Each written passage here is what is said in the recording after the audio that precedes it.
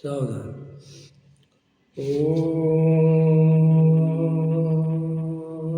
नमः सिद्धेभ्यः। ओम नमः सिद्धेभ्यः। ओम नमः सिद्धेभ्यः। निर्मल ज्ञान परिटिया कम्य कलंक डहेबी। अपाल दौजेण परु ते परम पेड़बी। सब कर्म पर प्राप्त कर निज आत्मा। जो लीन निर्मल ध्यान में नम कर संतप्त मानस नांदयो। जिनके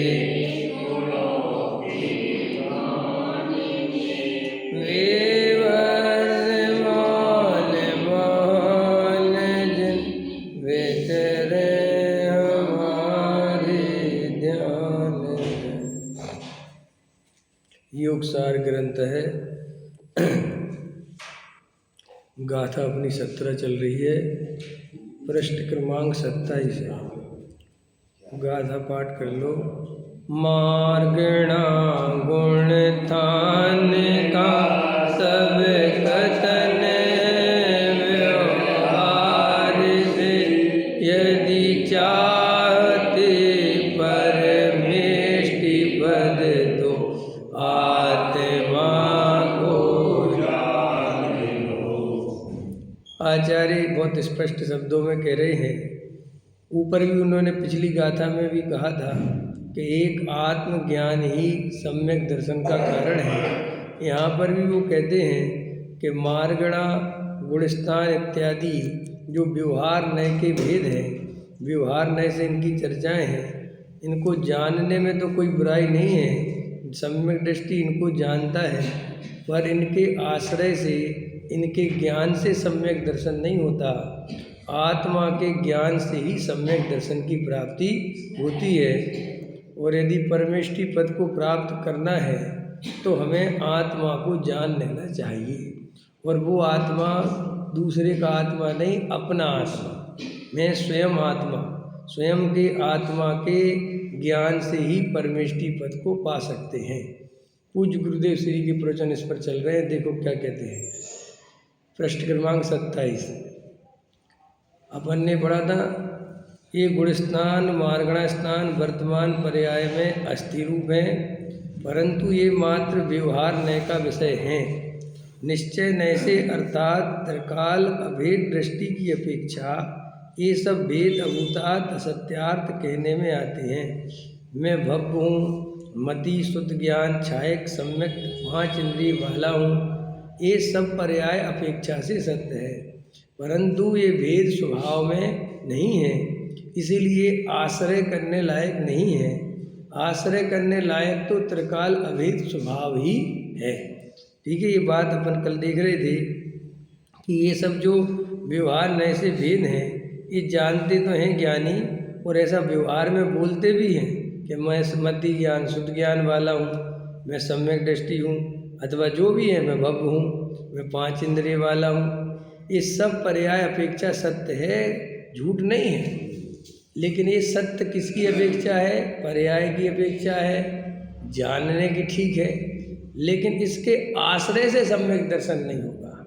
कई लोगों को ऐसा लगता है कि ये लोग व्यवहार नय को अभूतार्थ कहते हैं, असत्यार्थ कहते हैं, झूठा कहते हैं, और व्यवहार नय की बड़ी मतलब क्या कहते हैं उसको, क्या कहते हैं, हाँ, मिट्टी पलीत करते हैं, और व्यवहार को साफ बिल्कुल हाथ धो के पीछे पड़े रहते हैं। सब बहुत आपको लगता है, मतलब बहुत सारे लोगों को ऐसा लगता है, लेकिन रियल में व्यवहार नय अभूतार्थ है, असत्यार्थ है। किस अपेक्षा? व्यवहार निश्चय की अपेक्षा भूतार्थ है, व्यवहार की अपेक्षा तो भूतार्थ है। समझ में आया? वो ऐसा नहीं है कि वो हवा में धुएं जैसा हो, मतलब ऐसा नहीं है, कोई काल्पनिक नहीं है व्यवहार। ऐसे होते ना आकाश का फूल, ऐसा नहीं है, गधे के सींग, ऐसा नहीं है व्यवहार। समझ में? हाँ, बिल्कुल एक्चुअल है वो। पर्याय में राग देश है, कसाय है, भव्यता, अभव्यता, ज्ञान, मति ज्ञान, शुद्ध ज्ञान, ये सब जीव की पर्याय की दशाओं के नाम है। ये झूठे नहीं है, ये कोई ऐसे काल्पनिक नहीं है। तो सब असत्यार्थ क्यों कहते हैं? सत्यार्थ का अर्थ तो ही झूठा होता है, ये बहुत गलत बात है। असत्यार्थ का अर्थ होता है अप्रयोजनभूत।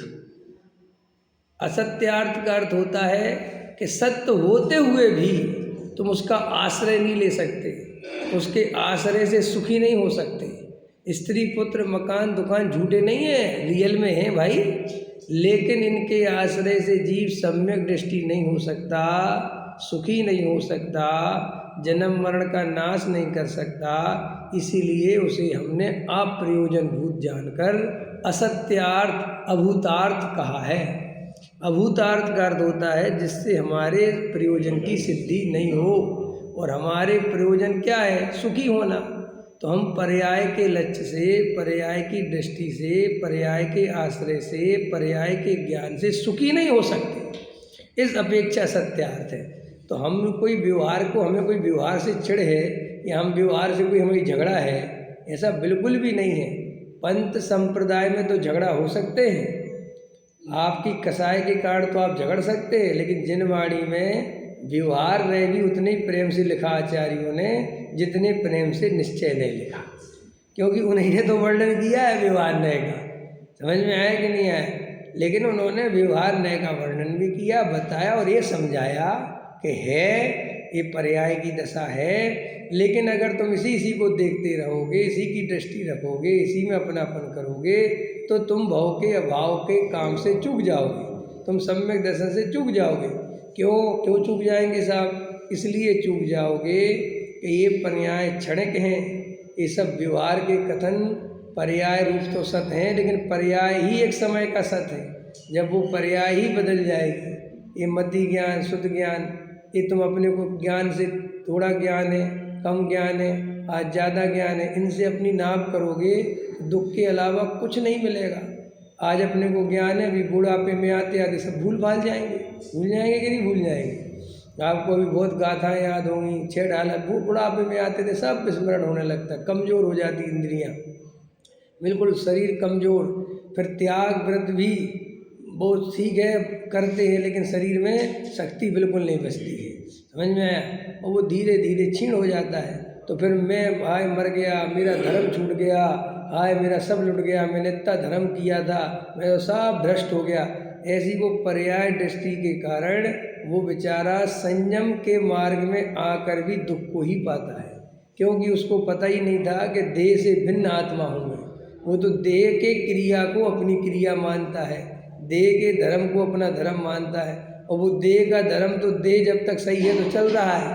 और वो देह, जैसे कई लोग होते हैं मंदिर आ जाते हैं, फिर बूढ़े हो जाते हैं, बीमार पड़ गए, तो अब मंदिर आना छूट गया, अब नहीं आ पाते, अब बेटा नहीं ला के दे रहा, अब चल सकते नहीं, तो बेचारे आर्तरोध ध्यान करते रहेंगे, हमारा मंदिर छूट गया, हम तो मर गए, हमारा तो नरक ही है, हमारा तो जीवन बेकार है, उसी का सोचते रहे।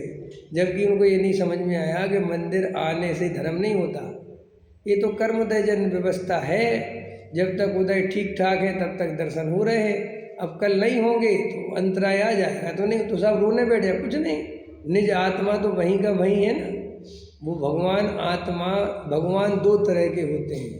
एक भगवान वो होते हैं जो पुण्य के उदय से मिलते हैं, और एक भगवान वो होते हैं जो पुरुषार्थ से मिलते हैं। और पुण्य के उदय वाले भगवान कभी भी धोखा दे सकते हैं, समझ में आया? लेकिन पुरुषार्थ वाले भगवान कभी धोखा दे ही नहीं सकते, क्योंकि वो तुम ही हो। समझ में आया? ये पुण्य के उदय वाले भगवान तो कभी भी निकल लेंगे, क्या कर लोगे तुम इनका? समझ में आया कि नहीं आया? और कोई कुछ नहीं। हमारा एक मित्र है, अब वो ऐसी जगह, उसकी कुछ ऐसी अवस्था स्थिति है, अब वो ऐसी जगह चला गया, वह जिन मंदिर ही नहीं है, तो वो बेचारा जिनवाणी की वहीं पूजा पाठ कर लेता अपने घर में जो है, वो बहुत तकलीफ में रहता है। हमने कहा देखो भाई, समय तो जब कटेगा जैसे कटेगा, लेकिन तकलीफ को तुम बहुत कहीं ना कहीं अच्छा मानते हो कि तकलीफ आदमी को क्या होता है, कभी कभी ये प्रायश्चित बुद्धि में भी धर्म बुद्धि होती है। ये भी एक गजब की बात है। आपको ऐसा लगता है जैसे प्रायश्चित करना बहुत बड़ी चीज़ है।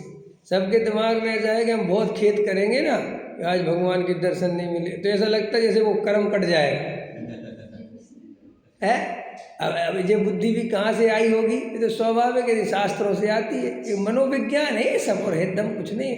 देखो, मनोविज्ञान का उपयोग हर जगह होता है।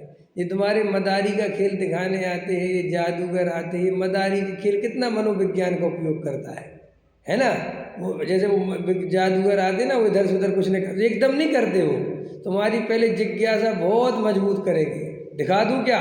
नहीं दिखाता, चलो भी दिखाता हूँ। अच्छा भी तुम उधर देखो, ऐसे कर करके तुम्हारी बहुत जिज्ञासा को मजबूत करेगा, फिर वो चीज़ बड़ी मुश्किल से दिखाएगा। ऐसे ही वो शास्त्रों में मुनिराज आहारों के लिए गए और वहाँ पे वो दोष लग गया, तो वापस आए तो प्रायश्चित दे दिया कि कल तुम उपवास करना, कल भोजन के लिए नहीं जाना, आज इतनी सामायिक ज़्यादा करना, ऐसा जो भी है। तो सबको लगता है कि प्रायश्चित कर लेंगे तो वो हमारा दोष कम हो जाएगा। तो अपन मंदिर नहीं आ पाए तो वह प्रायश्चित करने, अरे राम मंदिर छूट गया, भगवान छूट गए, ऐसा ऐसा, और अंदर ही अंदर उसको सोचता रहता है और सोचता है कि ये तो बहुत अच्छी परिणति है। काहे की परिणति है? इष्ट वियोगज नाम का आर्त ध्यान है। वो समझ में आया कि नहीं आया? लेकिन वो तो लोगों को बड़ा अच्छा लगता है, हमारा धर्म छूट गया हमारा, क्योंकि अंदर में ऐसी परिणति पसरी पड़ी हुई है कि प्रायश्चित कर लो, पश्चाताप कर लो। लेकिन ये प्रायश्चित और पश्चाताप अच्छी चीज़ें थोड़ी हैं। समझ में आया भाई? असली वेद ज्ञानी हो तो जो पर्याय जिस समय होनी थी होके एक तरफ रख, और तू तो अभी आत्मा का ध्यान कर, ध्रुव की दृष्टि कर, छोड़ जो हुआ सो हुआ, और उसके कर्तापन थोड़ी है रियल में। देखो, कल रात की क्लास में समझाया था, हम लोग सिद्धांतों को पढ़ते तो हैं, लेकिन उसका कभी भी अपने रियल जीवन में, प्रैक्टिकल जीवन में अप्लाई करते ही नहीं। वो पढ़ लेते हैं, करते ही नहीं। भाई, एक द्रव्य दूसरे द्रव्य का कर्ता धरता नहीं, यूनिवर्सल ट्रूथ है। ये जैन दर्शन की रीढ़ की हड्डी है। आपने इसका उपयोग अपने दैनिक जीवन में कितना किया? आपने प्राग भाव, प्रध्वंस भाव, अत्यंत भाव पढ़े, आपने इनका उपयोग कितना किया? आपको एक समय पहले, 1 घंटे पहले, 1 दिन पहले, 6 महीने पहले कोई खोटा परिणाम हुआ, उसे अभी तक छाती से लगा के रखे हुए हो। समझ में आया कि नहीं आया?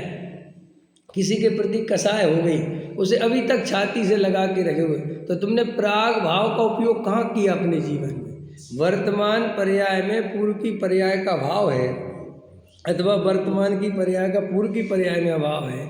तुमने इस सिद्धांत को कहाँ पकड़ा? इसका उपयोग कहाँ किया? भाई साहब, ये भेद ज्ञान इतना आसान है नहीं जितना शब्दों में आसान लगता है। लोग कहते ना, हमें ध्यान घटित नहीं होता, आत्मा के ध्यान में बहुत तकलीफ होती है, न जाने कहाँ कहाँ की बातें याद आती हैं, क्या क्या पूर्व की पर्याय याद आती हैं, कहाँ कहाँ के विकल्प आते हैं। वो आते क्यों हैं? क्योंकि भेद ज्ञान कच्चा है, और वो भेद ज्ञान के कारण वो श्रद्धा में भी चिपकी हुई हैं कि वे पर्याय मेरी थी, वे परिणाम मैंने ही किए थे, उनका फल मुझे ही मिलेगा। ये भी भरा ही पड़ा है। और अभी भी जबकि बता दिया कि एक पर्याय का दूसरी पर्याय में अभाव है, बिल्कुल खत्म है वो, तो उसका लेने नहीं। ये कर्म पूरब किए खोटे, हम नहीं तो करें। अब देखो, ये व्यवहार आ गया, ये कर्म किए पूरा खोटे। मुझे सिद्धांत है कि कौन से कर्म में हो गए जिस पर्याय में होने थे, अब तो उससे भिन्न है। ये नहीं साहब, उदय तो आएगा ना भैया, मेरे में उदय आता ही आता नहीं, मैं तो उस उदय से भिन्न हूँ। अब ये वेद ज्ञान यही तो आया, लेकिन अपन वेद ज्ञान प्रैक्टिकल लाइफ में क्या वेद ज्ञान होता है ये अपनी समझ नहीं आती। और मजबूती से अच्छे अच्छे लोगों को जानता हूँ मैं, जो बहुत स्वाध्याय करते हैं, बड़े बड़े, जो कुछ भी आपको समझना हो समझो, लेकिन मैं जानता हूँ कि वेद ज्ञान करने में चूक जाता है जी। कैसे चूक जाता है? जैसे मान के चलो, कोई बहुत संयम व्रत नियम पालता है, समझना मेरी बात, और अंदर में परिणाम बिगड़ गए, परिणाम बिगड़ जाते, उसमें क्या दम है। तो अब वो ये भेद ज्ञान नहीं कर पाता कि परिणाम मेरा नहीं, और अगर ऐसा भेद ज्ञान करे तो उसे छल ग्रहण कर लिया ऐसा लगता है। अब दोनों ही तरफ मरना है कि नहीं भाई। अगर ऐसा सोचो कि ये परिणाम मेरा नहीं है, मैं तो उससे भिन्न हूँ, तो क्या लगता मन में कि जी तो छल ग्रहण कर लिया। ऐसे खोटे भाव और भेद ज्ञान करते रहो। अब दूसरी बात, भेद ज्ञान पे आओ तो भेद ज्ञान क्या कह रहा है कि भाई साहब परिणाम द्रव्य कर्म भाव कर्म नौ कर्म से जब तक भेद ज्ञान सच्चा नहीं हो तब तक सम्यक दृष्टि नहीं हो। तो हाँ, अब उसको ऐसा लगता है जी तो बड़ा मायाचार है, जी तो बड़ा खोटा भाव है। एक तो भाई साहब खोटे परिणाम, वो ये कहते रहो मैं तो शुद्ध बुद्ध हूँ, मैं तो गायब हूँ, मैं तो इससे भिन्न हूँ। अब उसकी वो आत्मा, उसकी श्रद्धा ये बात स्वीकार करने को तैयार नहीं होती। क्यों नहीं होती साहब? इसलिए नहीं होती कि उस श्रद्धा में अभी भी कर्तृत्व है कि ये भाव मैंने किया है। भाई साहब आप और हम क्या समझते हैं? आचार्य भगवंतों ने इतने बड़े बड़े ग्रंथ ये कर्ता कर्म अधिकार समझाने के लिए इतनी गाथाएं लिख दी, इतनी टीकाएं लिख गई, हजारों पेज के ग्रंथ बन गए सिर्फ ये समझाने के लिए कि तुम नौ कर्म द्रव्य कर्म भाव कर्म के कर्ता नहीं हो। तुम्हें नहीं लगता कि क्या बार बार वही बात लेके बैठ जाते हैं? आपको सुन सुन के लगता है कि ये तो बहुत बात सुन ली। बात इतनी खतरनाक है कि जिंदगी भर नहीं 10 भाव तक सुनते रहो तो भी समझ जाओ तो बड़ी बात है कि समझ गए तुम। कि समझ कैसे गए? और हम तो 2-4 ही साल में सब समझ जाते हैं। हाँ, 1-2 प्रवचन सुन गए और फिर हम कह रहे पंडित जी कोई दूसरा ग्रंथ चलाओ। हाँ तो सब आ गया पंडित जी, क्या वही समय सार लेके बैठ जाते हो। मोर में दर्पण नहीं, दर्पण में मोर नहीं, कलई उसकी नहीं। अरे आप समझ गए अब कलई किसकी है? अरे मूर्ख पता नहीं है। आचार्य कितने उस अनुभव से उस बात को अपने जीवन में बार बार ऐसा थोड़ी अपन क्या सोचते हैं ये अपने कोई क्लियर नहीं है कोई भी फंडामेंटल। सबको क्या लगता है बस कुंद तो ऐसे बैठे रहते हैं और ऐसी सांस ली शुद्ध उपयोग और ऐसी सांस छोड़ी शुभ उपयोग। समझ में है कि नहीं है? सबके दिमाग में ऐसे भोजन ले रहे हैं बस शुद्ध उपयोग, भोजन से बाहर है। अरे ऐसा नहीं है भाई, वो बहुत भेद ज्ञान का धारा चलती है, सजग और सावधानी बहुत रहती है। एक एक समय के परिणाम से उन्हें भी भेद ज्ञान करना पड़ता है, उन्हें भी ज्ञान के गेट दुनिया भर का बनता है। ऐसा थोड़ा ही है आहार आदि के लिए जाते हैं, शिष्य हैं उनके दोष दिखाई देते हैं। आहार आदि के लिए जाते हैं तो गृहस्थ की क्रियाएं दिखाई देती हैं, सब दिखाई देता है, सब तरह के विकल्प आ जाते हैं। समझ में आया कि नहीं? और क्या समझ रहे हो? वो निराश सब देखते हैं क्योंकि ऐसा थोड़ी उनको समझ में नहीं आता है। तो उनको भी ये बात पता है कि ये पर्याय से भेद ज्ञान करना हमें भी अभी पसीने छुड़ा देता है इतने ऊपर आने के बाद। समझ में आया कि नहीं आया? तो इस बेचारे गृहस्थ का क्या होता होगा? ये तो दलदल में ही फंसा है भाई। उनको तो व्यापार नहीं, पत्नी नहीं, बच्चे नहीं, कोई समाज का वो झगड़ा नहीं, कोई शादी नहीं करनी, बच्चों के कोई शादी संबंध नहीं करने, एकांतवासी वनवासी। समझ में आया? तो शांति से बैठे। उनको भी वहाँ पर जितनी देर के लिए गृहस्थों से संसर्ग होता है, जितनी देर के लिए स्वाध्याय आदि में शिष्यों से वार्तालाप होता है, उतने में उनको भी कसाय हो जाती है। समझ में आया? हो गई कसाय तो रोने नहीं बैठते हैं कि हम काहे के मुनि हैं, हम कैसे मुनि हैं, बताओ हमें तो कसाय चल रही है। ऐसा नहीं, अंदर से। अब ये बात जब आप स्वयं भेद ज्ञान करेंगे, और प्रैक्टिकल वो भेद ज्ञान कठिन इसलिए है कि भाई हमारी एक शक्ति ऐसी है आत्मा में कि वो पूरब की बातें भूलता नहीं है जी। और एक शक्ति दे दी साथ में, कम से कम भूल भाल जाए तो कम से कम कुछ खत्म हो जाए बात, और याद रखता है। और मज़ेदार बात है, जो खतरनाक बातें जो याद नहीं आनी चाहिए वो और ज़्यादा ध्यान रखता है। हमें किसने 10 साल पहले गाली दी थी, ये याद रखेगा, चाहे कुछ हो जाए। 10 साल पहले किसी ने माला पहनाई थी, वो बिल्कुल याद नहीं रखेगा, सारे अच्छे अच्छे काम भूल जाता है। देखो तुम्हारी सास ने तुम्हारे साथ बहुत अच्छा व्यवहार किया होगा, गारंटी से तुम सब भूल गए हो, लेकिन सास ने जो 19-20 तुम्हारे अनुकूल व्यवहार नहीं रहा होगा, वो तुम्हें बिल्कुल याद रहेगा और बिल्कुल मरते दम तक याद रहेगा।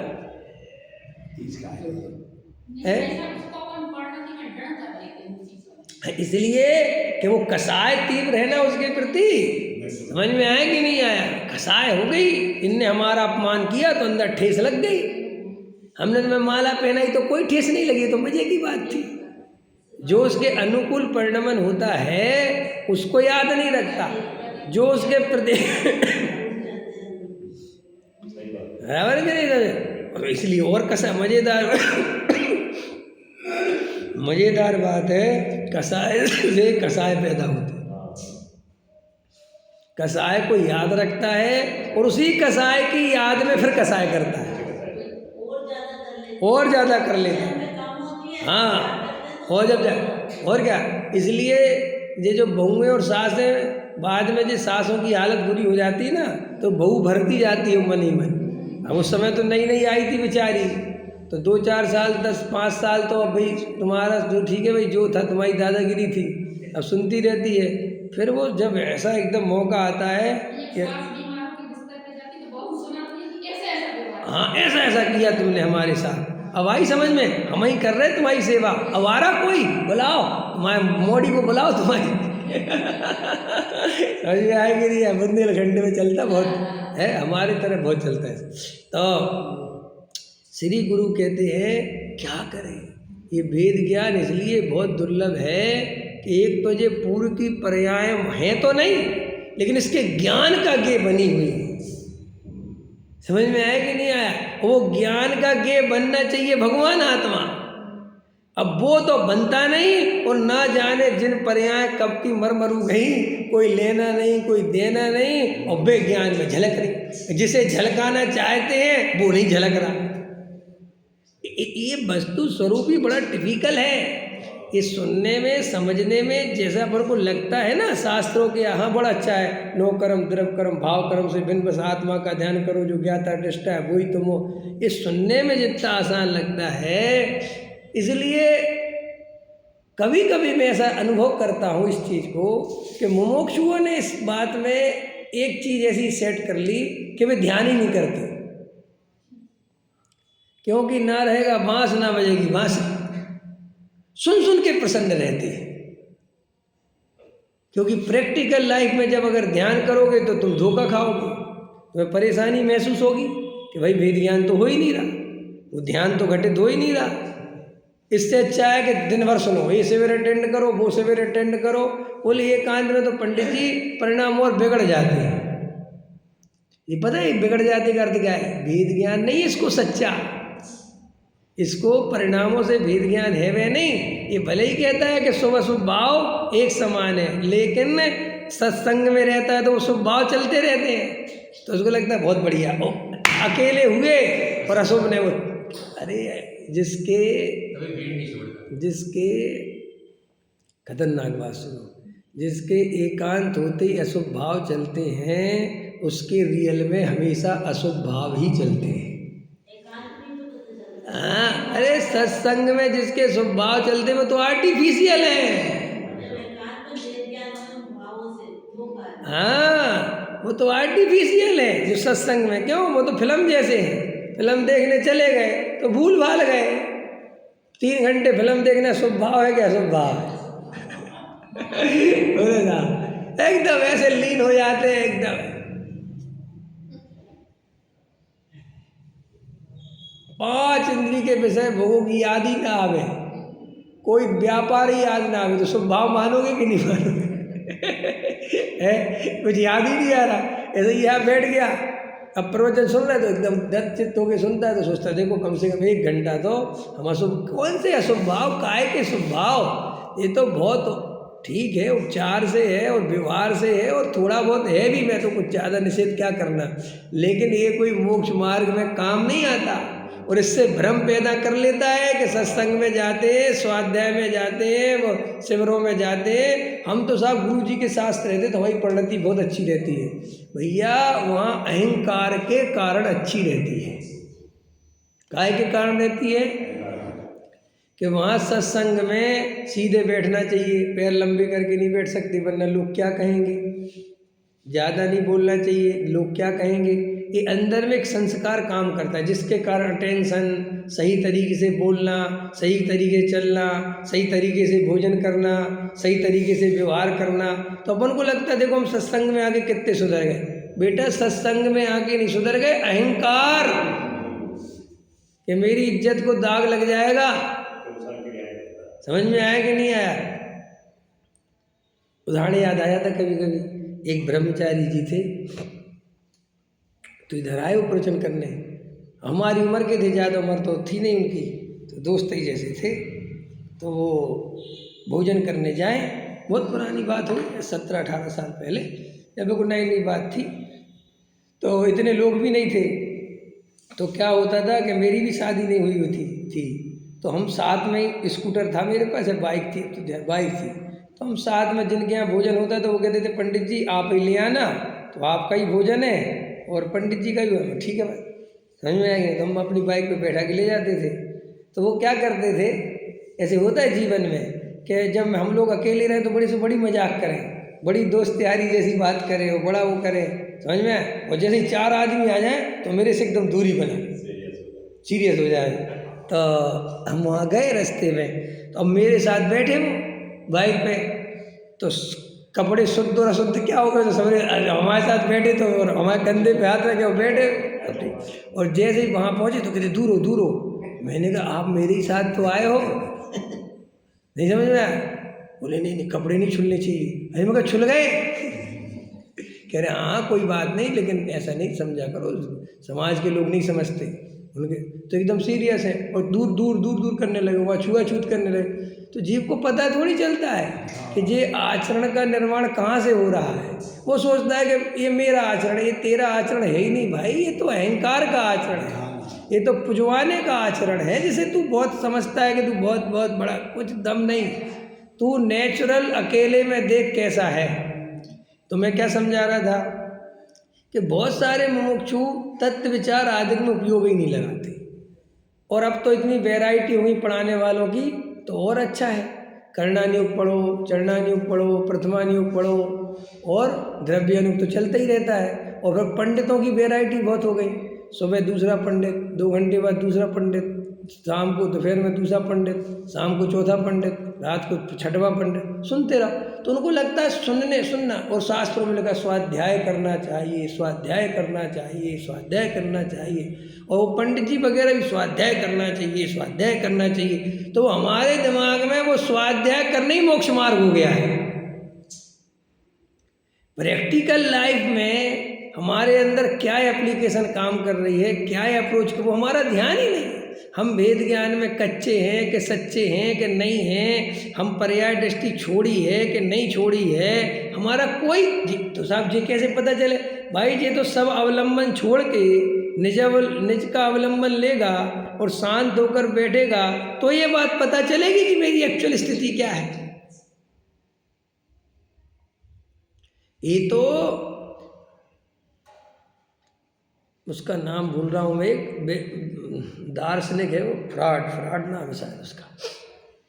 उसने लिखा है कि मनुष्य के साथ एक बहुत बड़ी प्रॉब्लम है। उसकी बात में इतना दम है, समझने लायक बात लिखी उसने, कि मनुष्य एक ऐसा प्राणी है कि जिसको अगर अनुशासन में रखो तो वो दमन करना सीखता है।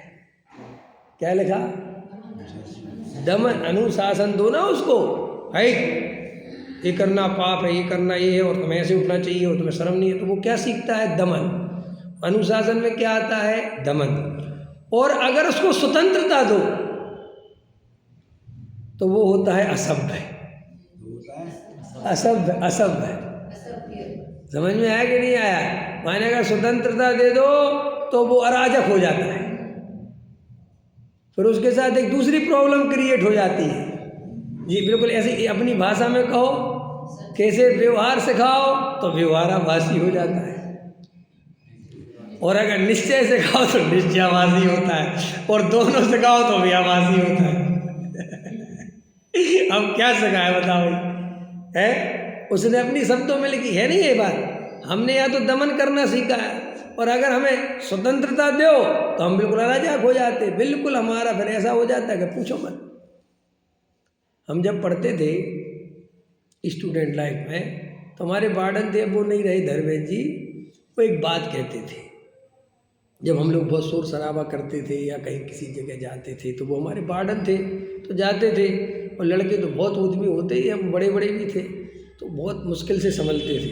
तो एक बात कहते थे कि स्मारक के लड़के कैसे होते हैं कि अगर एक है तो सिद्ध भगवान के समान और अगर 10 मिल जाए तो शैतान के समान। समझ में आए रे? हम लोग बहुत हंसते थे, हमेशा बोलते थे कि अगर इनको अकेले में मतलब अकेला बैठा दूँ, कहीं समाज के सामने बैठा दूँ, प्रवचन करने बैठो, बिल्कुल भगवान दिखेंगे साक्षात, और इनको अगर इन्हीं के स्टूडेंटों के साथ छोड़ दो, समझ आओ, फिर देखो जो इनकी उदम मस्ती, तो फिर दिखेगा ये कैसे विद्वान है। आए समझ में? ऐसे ही अपन बहुत सारे लोग हैं जिनको शुभ भाव अशुभ भाव एक समान है, कोई एक समान नहीं है। अंदर में शुभ भाव की लालसा बहुत है, और मेरी प्रवृत्ति शुभ भाव रूप बनी रहे, ऐसी अंदर भयंकर कामना पड़ी है, और शुभ भाव चलता रहे तो कोई परिणति बिगड़ गई, ये बंध का कारण है, ये संसार का कारण है, ऐसा बिल्कुल भी विकल्प नहीं आता। और शुभ भाव से वेद ज्ञान करना भी आसान है, क्योंकि शुभ भाव से वेद ज्ञान करने में से कोई नुकसान समझ में नहीं आता। जैसे अपन ने दया दान पूजा भक्ति करे और अपन को इससे हाँ बिल्कुल सच्ची भिन्न साहब, अरे साहब ये दया दान पूजा भक्ति की भाव तो भूमिका के अनुसार होते हैं, इनमें कोई दम नहीं है, ये तो अपना स्वरूप ही नहीं है, ये तो बंध के कारण है। तो ये ऐसा क्यों कर रहा है? क्योंकि उसका बंध इसे दुखदाई नहीं लग रहा। समझ में आएगा? तो कहता है सही है साहब, लेकिन जब कहो कि तुमने जो हिंसा झूठ चोरी कुशील के परिणाम करे थे बे, अब उसको डर लगता है, क्योंकि उसका फल बुरा आएगा, इसका फल तो मजेदार आएगा, भले ही भिन्न कह दे रहा हो, आएगा तो स्वर्ग ही ना। लेकिन अब ये कहोगे पाप भिन्न है, कोई फर्क नहीं पड़ता, लेकिन मन में लगता है इसका फल तो नरक आएगा। इसीलिए ये सब, ये देखो ये बातें बहुत चिंतन करने पे आएंगी समझ में, ऐसे नहीं आएंगी। कितने लोगों के मेरे पास फोन आते हैं, कहते हैं आप कौन से शास्त्र पढ़ते हो यार, कहाँ से बात बता भैया, कहीं से नहीं है ये बात, आपके ही शास्त्र में आपने पढ़ के छोड़ दी, लेकिन उसकी गहराई में नहीं गए कि इसका करना क्या है। अभी एक एक मुमुक्षु को पता है नौकर्म द्रव्य कर्म भाव कर्म से भिन्न, जब तक वो भगवान आत्मा दृष्टि का विषय नहीं बनेगा सम्यक दर्शन नहीं होगा। लेकिन जब सम्यक दर्शन का विषय त्रिकाली ध्रुव दृष्टि में बनेगा कैसे? भूल तो इतनी सारी पड़ी हुई है भाई, आचार्य पुण्य पाप एक समान है ये समझाने के लिए ग्रंथ के ग्रंथ लिख गए, तो कुछ बात तो होगी, इतना क्यों लिख गए भैया? और पुण्य पाप को एक समान इतना क्यों बोल गए? रे भैया आचार्य जानते हैं कि हम इसे कितने ही कहेंगे कि पुण्य का परिणाम बुरा है, पुण्य का फल बुरा है, पुण्य फलारहंता, पुण्य के फल में अरहंत होते, बुरा कैसे हो सकता है? समझ में आया? पुण्य के उदय से जिनवाणी मिलती है, देव शास्त्र गुरु मिलते हैं, उत्तम कुल उत्तम जाति सब मिलता है, और आप कह रहे बुरा है, कौन माने इसको बुरा है? पंडितों से हाथ दिखवावे तो सबसे पीछे पूछे कि मेरे भाग्य में क्या क्या है, और तुम कहते साहब बुरा कहो। बुरा कहना सिखा देना अलग बात है, और बुरा मानना अलग बात है। हम बुरा कहना तो सीख गए, क्योंकि मुमुक्षु उस ग्रुप में शामिल हैं जहाँ पुण्य की धुलाई होती है, समझ में आया। लेकिन अंदर में पुण्य के प्रति जो भाव है, जो आदर है, जो उसमें धर्म बुद्धि है, सुख बुद्धि है, करने की बुद्धि है, वो पड़ी हुई है। इसलिए खतरनाक। जब हम पुण्य के परिणाम से भेद ज्ञान करते हैं तब हमें कभी नहीं लगता कि हम स्वच्छंदी हैं। लेकिन जब तुम पाप के परिणाम से भेद ज्ञान करते हैं तो हमें स्वच्छंदी लगते हैं। ऐसा क्यों? पुण्य के परिणाम से जब आपने भेद ज्ञान करा तब आपको ऐसा क्यों नहीं लगा यार हम तो स्वच्छंदी हो रहे। लेकिन जैसे अपन पाप के परिणाम से भेद ज्ञान करते हैं तब ऐसा लगता है कि ये तो मायाचार है। क्योंकि पुण्य के परिणाम में उसे अंदर में ये मान्यता पड़ी है कि ये तो फल बढ़िया ही आने वाला है और ये तो काम अच्छा है, भले ही करने वाला नहीं लेकिन है तो अच्छा। समझ में आया। कल रात को उदाहरण दिया था कि पुण्य तो एफडी जैसा मानता है। एफडी हो गई ना बैंक में, चलने दो, खिंचा रहेगा, इधर से उधर होता रहेगा, लेकिन एफडी को नहीं छेड़ेगा। अपन कहेंगे तुम्हारी एफडी है भाई 20 लाख की, क्यों पर अरे उसके बारे में बात मत करो, वो तो नहीं है, ये समझो है ही नहीं। आया समझ में। ऐसे ही वो पुण्य के फल में तो बनता रहे।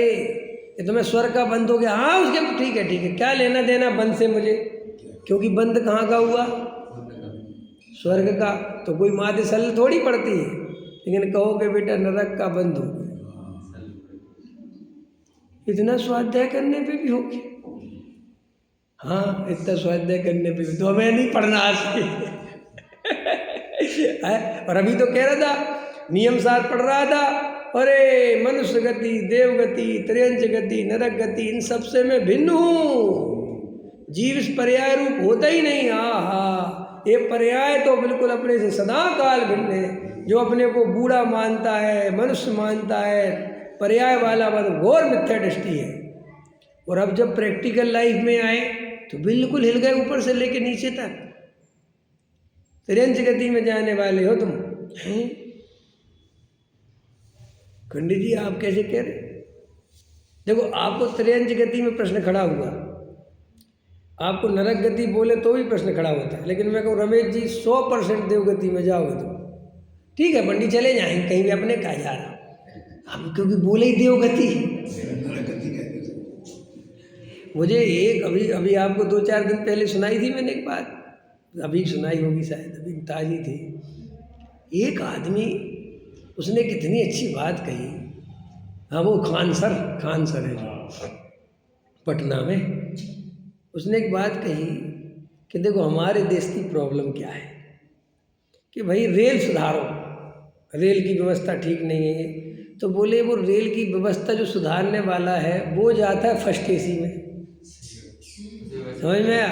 उसको टिकट भी कन्फर्म मिलती है और उसका नेता ही है वो, तो भाई जो टिकट भी लेके कोई पूरी व्यवस्था है उसको तो कुछ पता ही नहीं है कि हो क्या रहा है। और वो जाके वहाँ का फर्स्ट एसी में बैठता है, वो भी उसके कमरे की तरह पूरी व्यवस्था है, पूरा सोना साना बिल्कुल ऐसा एकदम एक्यूरेट। और वहाँ पर 10 दफ़े उससे पानी पूछा जा रहा है, 10 दफ़े भोजन पूछा जा रहा है, भैया आपको ठंड तो नहीं लग रही, और 2 चद्दर ले लो और 2 कंबल ले लो। अब उसको, उस बेचारे को मीटिंग में बैठा के कहो कि रेलवे की व्यवस्था बहुत बुरी है। वो कहता क्या बुरी है भाई? उसे ये बात कैसे समझ में आई बताओ? उससे कहो साहब आप समझ नहीं रहे, टिकट की मारा मारी है, सब तत्काल में देने लगे साहब, अब वेटिंग कर दी, बहुत घूसखोरी चल रही है, आपको पता ही नहीं है।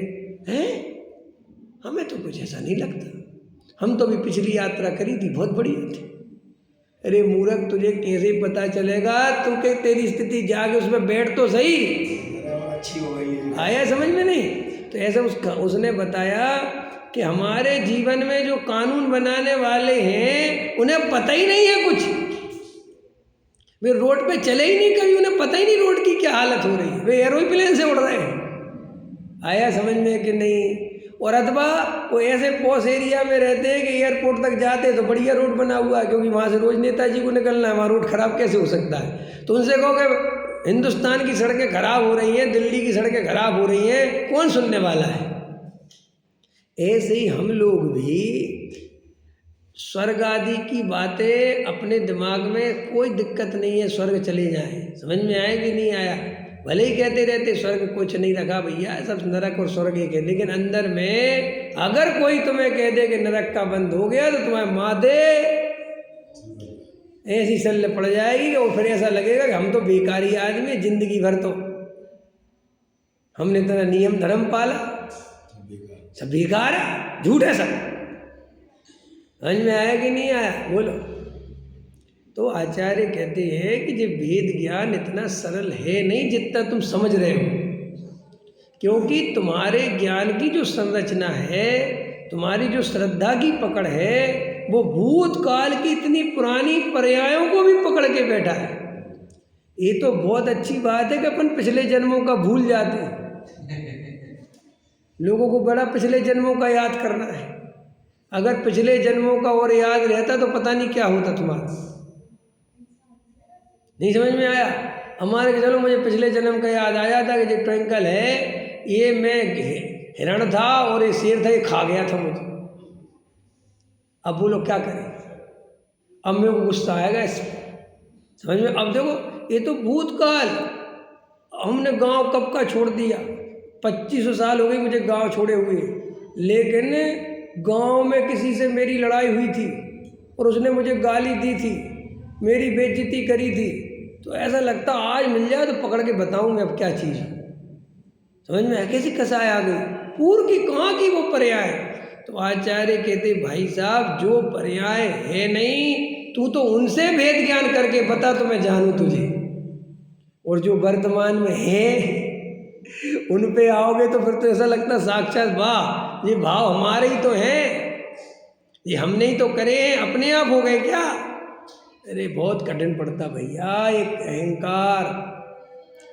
अरे देखो भैया बहुत अहंकार बड़ी बीमारी है, बड़ी खतरनाक बीमारी से बच सको तो बचो, ये जीव लुट जाता है इस अहंकार में। देखो कल एक प्रश्न आया मेरे पास कि साहब जो भेषधारी साधु हैं, जिनने भेष धारण किया है लेकिन सच्चे साधु नहीं है, समझ में आया कि नहीं है, उन साधुओं के पास अगर कोई चला जाए या जाता है और हमें पता है कि कुआचरण वाले हैं, इन्हें कोई इस वस्तु स्वरूप की श्रद्धा नहीं है, और फिर भी उनके पास चला जाए तो उसे गृहीत मिथ्यात्व का दोष लगेगा कि नहीं लगेगा। प्रश्न पूछा है, अब जवाब देना है। हमने कहा कल दे देंगे। सुनो इसका जवाब क्या है। मिथ्यात्व क्या है। मिथ्यात्व किसी क्रिया का नाम नहीं, मिथ्यात्व तुम्हारे राग वाग का नाम नहीं, मिथ्यात्व अभिप्राय का नाम है, तुम्हारी श्रद्धा का नाम है। समझ में आया कि नहीं आया। तो जब तुम किसी साधु के पास लोभ से, लालच से, भय से, यश के लिए, ख्याति के लिए, अपनी संस्था के प्रचार के लिए, अथवा इनके निमित्त से पैसा इकट्ठा हो जाएगा, अगर इन साधु से दोस्ती हो गई तो नाम मेरा बहुत बढ़ जाएगा, क्योंकि ये पहुँचे हुए साधु हैं, उनके पास रॉ मटेरियल ज़्यादा है रॉ मटेरियल, समझ गए, रॉ मटेरियल समझ गए। जनता बहुत है, भीड़ बहुत है। अब मुमुक्षुओं में तो 10-20 आदमी बैठे रहते हैं, और अगर बड़े महाराज से हमारी बात बन गई और इनने अगर हमारे यहाँ के प्रवचन यहाँ करवा दिए और यहाँ पे लोगों ने हमारे सुन लिए, और तो बहुत बढ़िया हो जाएगा। इस प्रकार के अभिप्राय पूर्वक यदि कोई किसी साधु के पास जाता है तो गारंटी से उसे गृहीत मिथ्यात्व का दोष लगता है। और हाँ, ईमानदारी से साधु तुम्हें पढ़ने के लिए बुलाता है, और वो सिर्फ ये कहता है कि आप हमें मोक्ष मार्ग प्रकाशक पढ़ा दो, आप हमें समय सार पढ़ा दो, आप हमें अध्यात्म समझा दो, और हम पवित्र भावना से और बिना किसी शर्त के, बिना किसी विनय के, वो कहता है कि आप तो आगे पढ़ाओ, हमें आपसे कोई नमस्कार नहीं चाहिए, कुछ नहीं, हम तो आपको पढ़ेंगे, उल्टा आपसे सुनेंगे। इस शर्त में अगर वो हमें बुलाता है, चाहे फिर वो श्वेतांबर साधु हो, चाहे वो दिगंबर साधु हो, चाहे वो हिंदू का साधु हो, चाहे कोई साधु हो, तो भी अगर हम उसे इस भाव से, पवित्र भाव से कि इनको आत्मा समझ में आ जाए, इनको भेद ज्ञान की कला मिल जाए, और इस भाव से हम केवल उनको पढ़ाने के लिए जाते और हमारा कोई लालच वो नहीं है, कोई हमारा अन्यथा प्रयोजन नहीं है, तो हमें किसी भी प्रकार के घृत मिथ्यात्व का दोष नहीं लगता।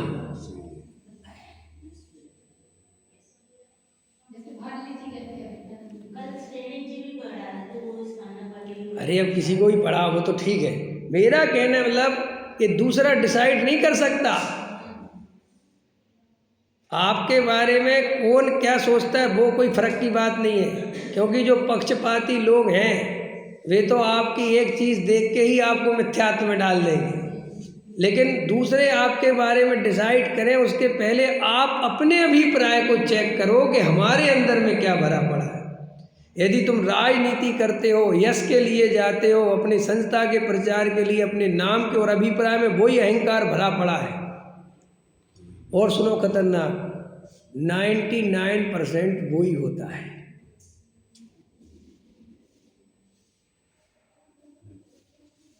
समझ में आया? अरे मैं ऐसे लोगों को जानता हूं, मैं नाम नहीं ले सकता,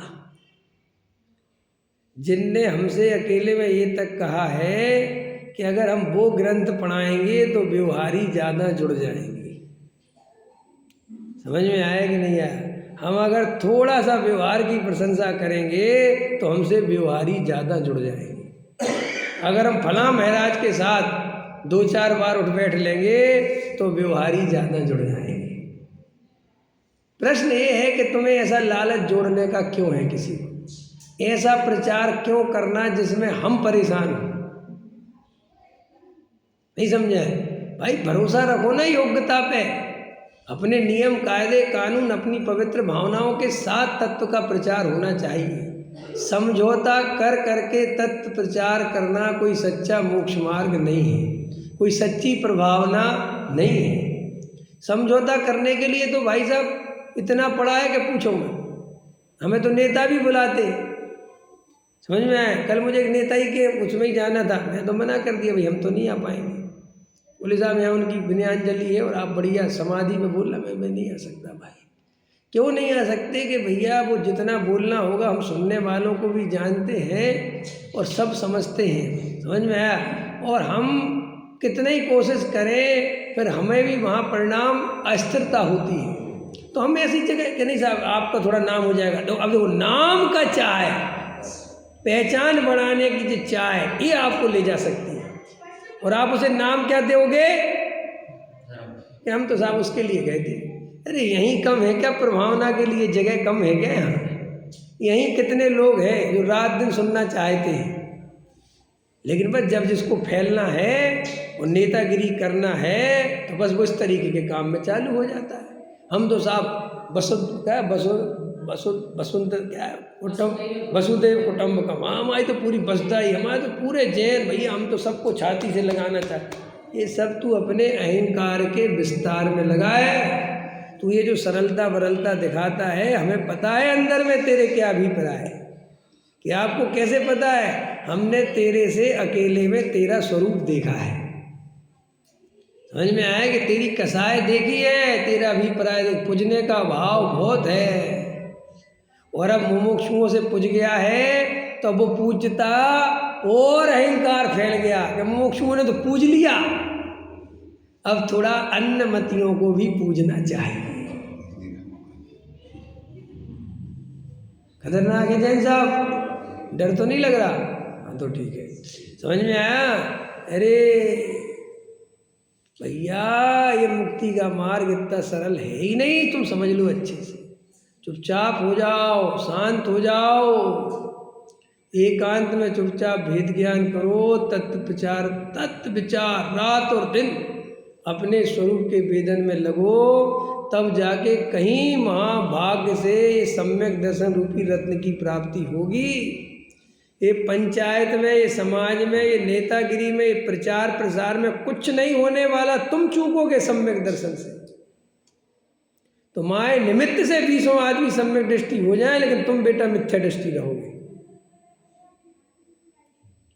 और वो बहुत खतरनाक सौदा है। बोलो ये सौदा कैसा है दीदी? कि हमारे में से 20 सम्यक दृष्टि हो गया और हम खुद मिथ्या दृष्टि है। ऐसा हो सकता है कि नहीं? 100% होता है। मैं ऐसे ऐसे लोगों को जानता हूँ, विद्वानों को, त्यागी वृत्तियों को, रात रात भर नींद नहीं आती उनको, प्रचार की इतनी चिंता है। प्लानिंग चलती रहती है दिमाग में, 2:30-3 बजे सोच रहे हैं वहाँ की समाज में और ये बात पहुँच जाए, वहाँ अपना ये पर्चा पहुँच जाए, वहाँ अपनी पत्रिका लग जाए तो वहाँ के मोहल्ले से भी 4-6 लोग आ जाएंगे, फिर वहाँ से भी अगर अपना बढ़िया हो जाए और वहाँ पे अपना पंडाल बड़ा बन जाए तो बढ़िया हो जाएगा।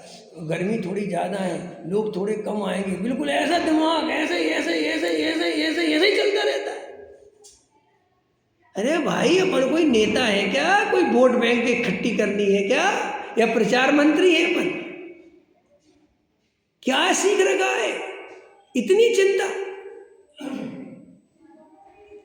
चिंता प्रभावना की कि रात की नींद उड़ जाए, और खुद की आत्मा के लिए कभी नींद नहीं उड़ी।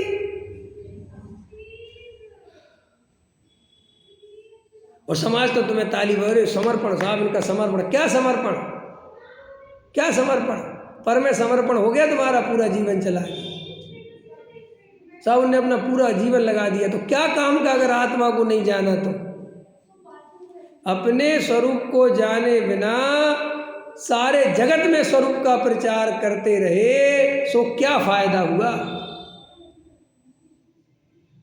इस सब हमको गहराई से विचार करना चाहिए, समझना चाहिए कि कहीं हम ऐसे ही लुट तो नहीं रहे हैं। और मंद कसाय है, बड़ी मंद कसाय है। सूखी रोटी रोटी खा लेंगे, जो दोगे वो खा लेंगे, लेकिन साहब प्रभावना करनी है, कोई दम नहीं है।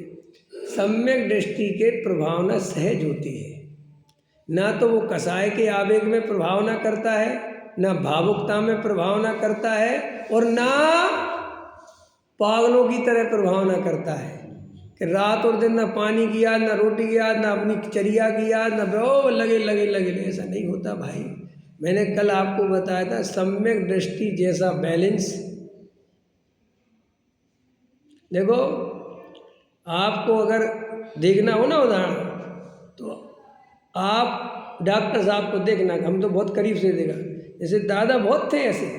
दादा अपने जीवन में सहजता बहुत रखते थे इस बात की कि जैसे मान के चलो उनका गला खराब है, तकलीफ है, तो बिल्कुल मना कर देते थे, नहीं करेंगे कुछ। समझ में आया? बिल्कुल।